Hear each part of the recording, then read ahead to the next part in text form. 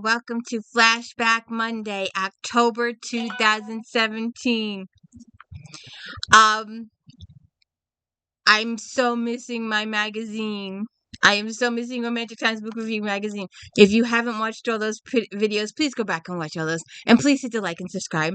This is the D. Louise book series. This is where we read books, talk about books, no special effects, no theme music, none of that fancy smancy stuff going on here. So, October 2017. New releases for October 2017. And my co-host is here. Naomi is desperate. Her infant niece has been kidnapped, and the only person who can save her is private detective with too many secrets to count and more enemies than he can name. A man who walked away from Naomi without any warning a year ago.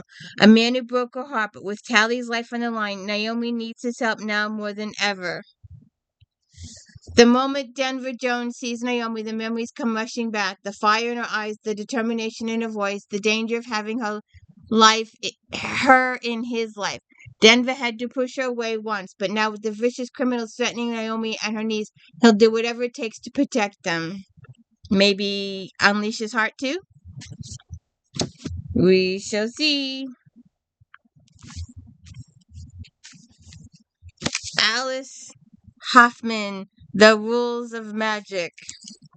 From the Owens family, love is a cure that began in the 1600s, when Maria Owens was accused of witchery for loving the wrong man. Hundreds of years later in New York City, at the cusp of the 60s, when the whole world is about to change, Susanna Owens knows her 3 children are dangerously unique. Difficult Franny with skin as pale as milk and blood-red hair, shy and beautiful Jet who can read other people's thought, and charismatic Vincent who began looking for trouble on the day he could walk. From the start, Suzanne sets down rules for her children. No walking in the moonlight, no red shoes, no wearing black, no cats, no crows, no poodles, no books about magic. And most important, never ever fall in love. But her children will never adhere to the rules, and all 3 are desperate to uncover who they really are.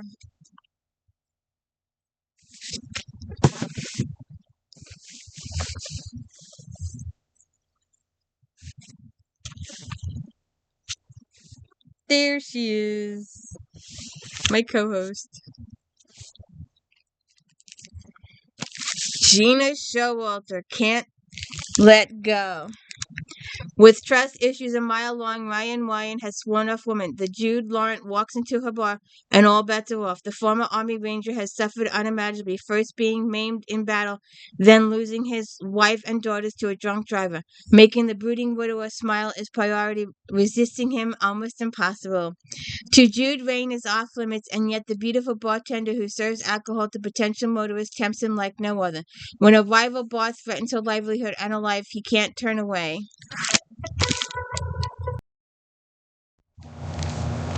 You know, that's what you need, a paw in the air. Debbie may come in merry and bright.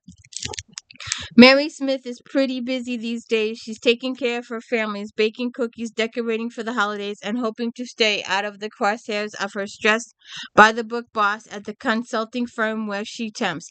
Her own social life is the last thing she has in mind, much less a man. Without her knowledge, Mary's well-meaning mom and brother create an online dating profile for her, minus her photo that matches start rolling in. Initially, Mary is incredulous, but she reluctantly agrees to give it a chance. Is it going to work or not? And would you be mad? Would you be mad at your folks if they did that to you? Would you? Would you be mad? Michael Connolly, Two Kinds of Truth. Harry Bosch, exiled from the LAPD, is working cold cases in San Francisco Police Department and is called out to a local drugstore where 2 pharmacists have been murdered. Bosch and the town's 3-person detective squad sift through the clues which lead into the dangerous business world of prescription drugs abuse. Bosch must risk everything and go undercover in the shadowy world of organized crime and pill mills. Meanwhile, an old case from Bosch's LAPD days comes back to haunt him when a long-imprisoned killer claims Harry framed him and seems to have new evidence to prove it. Bosch left the LAPD on bad terms, so his former colleagues are not keen on protecting his reputation. So he's got to solve both cases.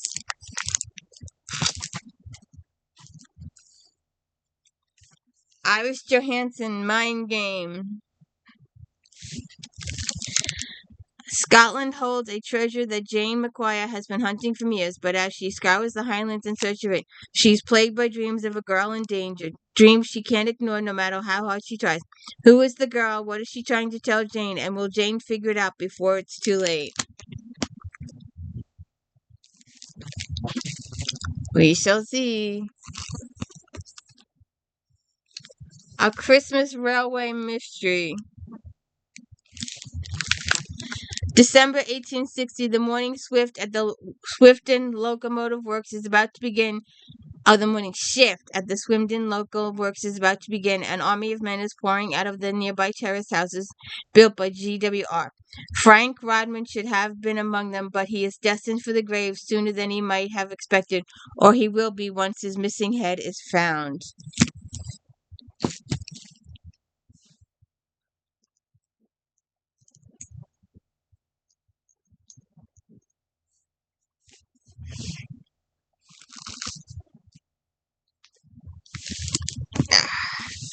A Snow Country Christmas. And A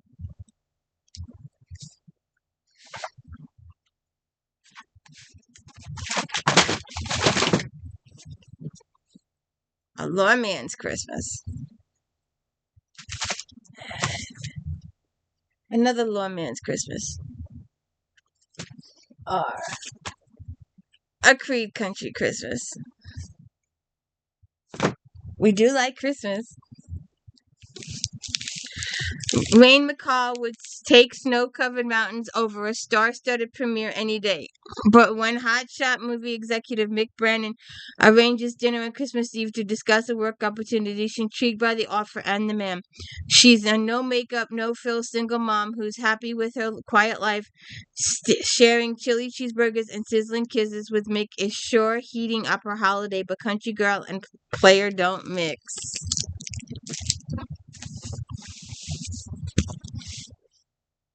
Mookie.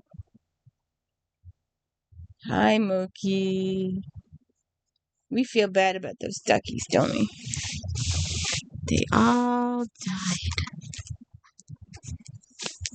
Carolyn Hart, Ghost on the Train. Bailey Ruth finds herself comforting a distraught sister when she's sent to Abilene, Oklahoma on her latest mission. Susan Gilbert receives a $100,000 ransom demand for her younger sibling. When the caller wants Susan to pay a visit to her wealthy boss and take the cash from his safe, Bailey Ruth follows Susan to the house, but she finds herself in a quandary, knowing that robbery is hardly a heavenly pursuit.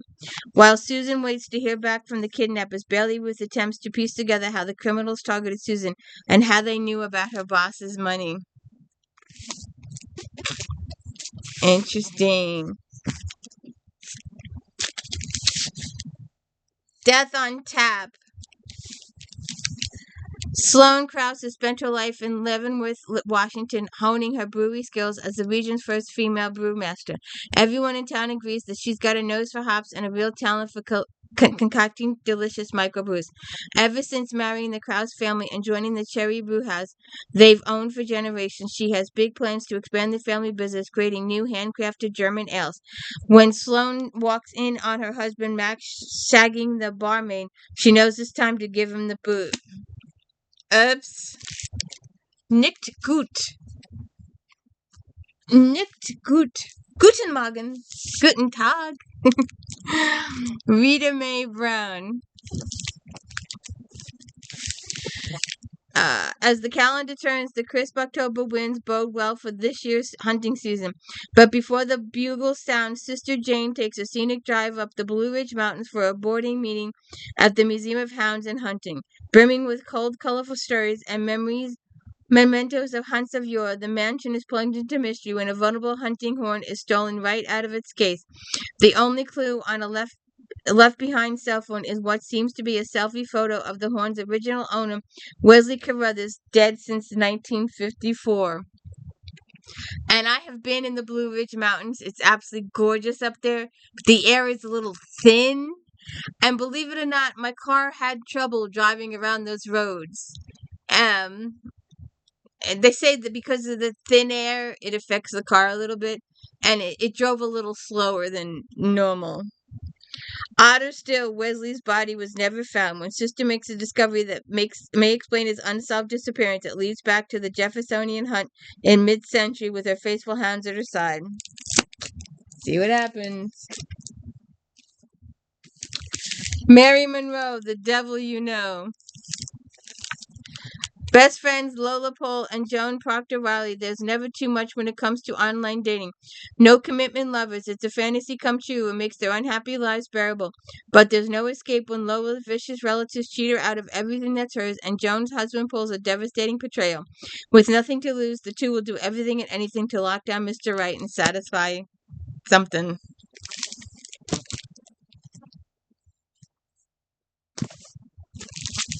Laurie Wild, Cowboy, it's cold outside.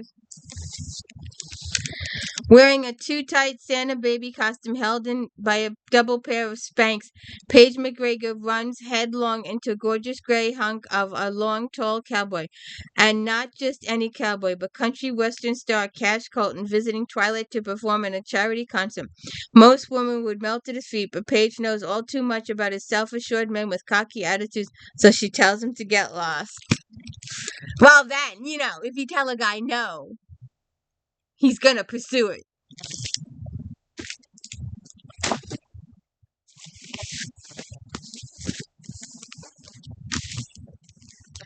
Echo after echo. Zara has come to New York to RLL Theater to the visionary director Leopold Herman. She's here to play her dream role in Echo and Astron, the Greek tragedy that taught her everything she knows about love. But when the director asks Zara to promise that she will have no outside commitments, no distractions, it's easy to say yes, but it's hard to follow through when there's a death at the theater. Yes, ma'am. What you looking for?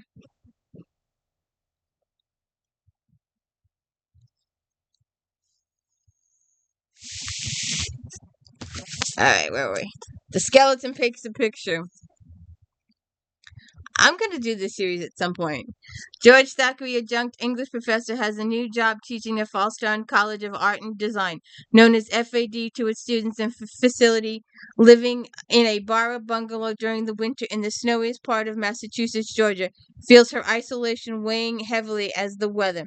Then she receives a package containing her best friend, Sid, a walking, talking skeleton who has lived with the Thackeray family since Georgia was 6.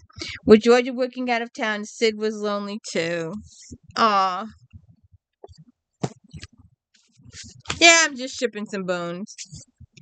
A dog for Christmas. I want a cat. Or 1,000 subscribers. One Christmas morning, while Amish twins Henry and Harvey are sledding, they find a big black dog wandering in a field. They adopt a Newfoundland and name him Lucky, and he soon becomes their best friend and playmate. When tragedy strikes and Harvey drowns in a creek, Henry's only source of comfort is his furry companion. And it gets worse.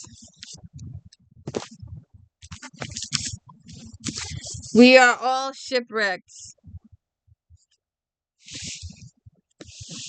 Kelly always knew her family was different. She knew that most children didn't live with their grandparents on a boat in L.A. Harbor. The most family businesses weren't adult video stores, and that drug addicts and Johns weren't normal next-door neighbors. She also knew that most of her classmates knew more about her mom than their cause of death. What Kelly didn't know was if she would become part of the dysfunction around him. Would she end up selling porn and sinking to the death of harbor life, or would she escape to live her own story? She needs to decide.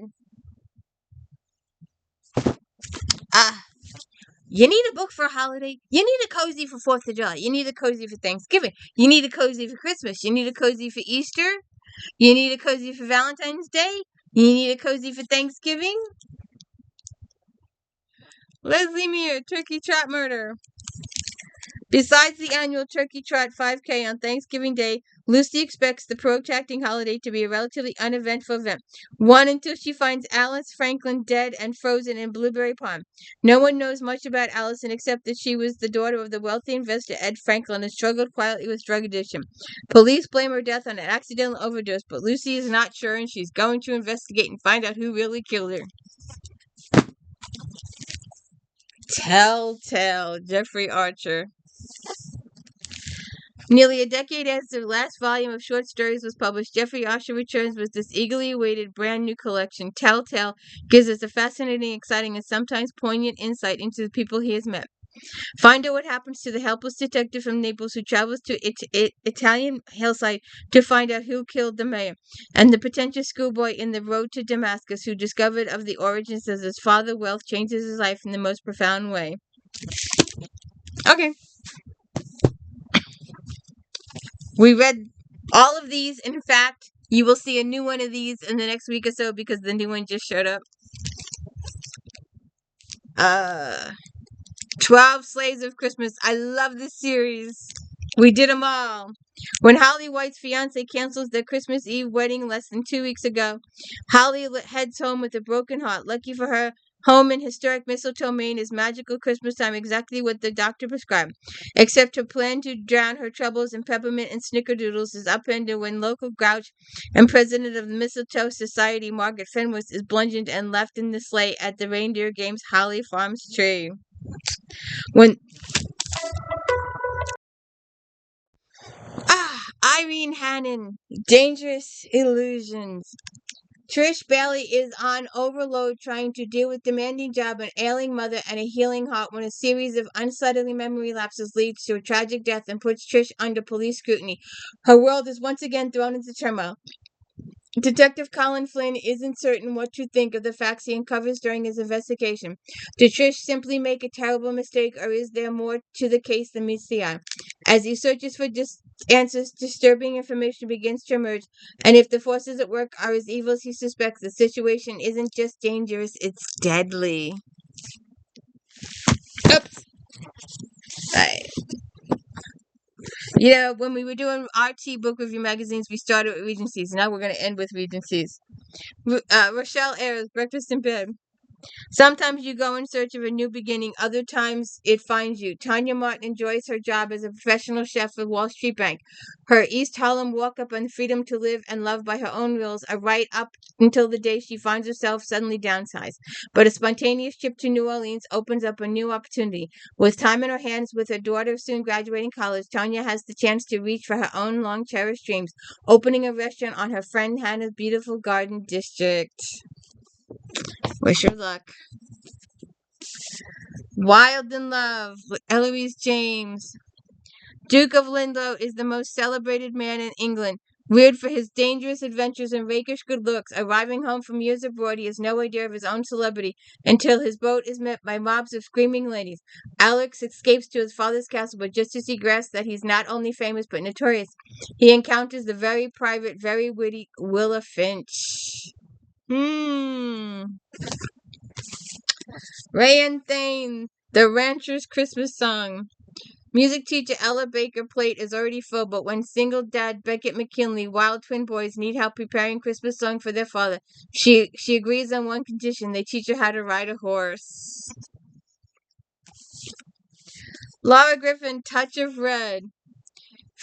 Tracer's Fingers expert Brooke Porter gets the call back one late rainy night, but nothing prepares her for the gruesome scene that awaits a young woman slaughtered within steps of her own front door.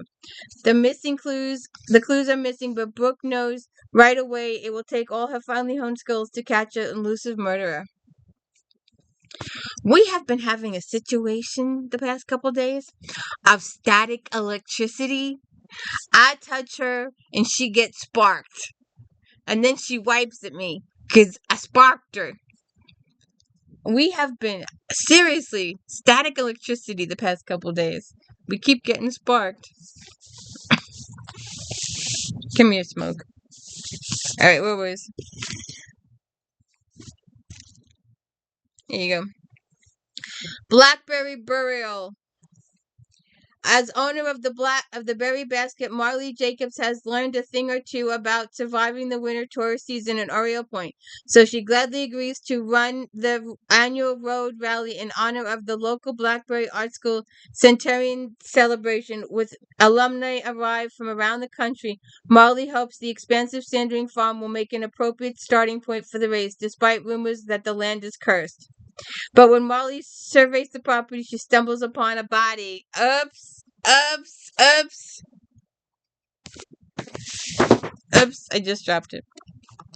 Death, taxes, and a shotgun wedding. Diane Kelly. Wedding bells are ringing as Tara and her soon-to-be husband Nick prepare for their big day, but all along with RSV keycards are a series of death threats from an unknown source. The culprit must be someone from an early investigation, a white-collar criminal with a red-hot grudge, but Tara has run across too many lawmakers to narrow down the search, and time, like her biological clock, is ticking. John Grisham, The Rooster Bar. Mark, Todd, and Zola come to law school to change the world, to make a better place, but now as third-year students close, they realize they have been duped. They are all borrowed heavily, attend a third-tier for-profit law school, no mediocre, that is graduates rarely pass their bar exam, let alone get good jobs. And when they learn that this school is one of the chain owned by a shady New York hedge fund operator who also happens to own a bank specializing in student loans, the three know they have been caught up in the great law school scam. Will they find a way out? Hello.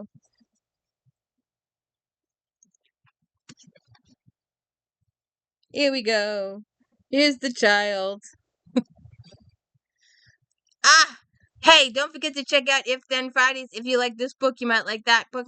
My recaps every Friday of Star Trek Voyager, and if you didn't see all the gobbledygook before that of Star Trek Next Generation, please go watch that.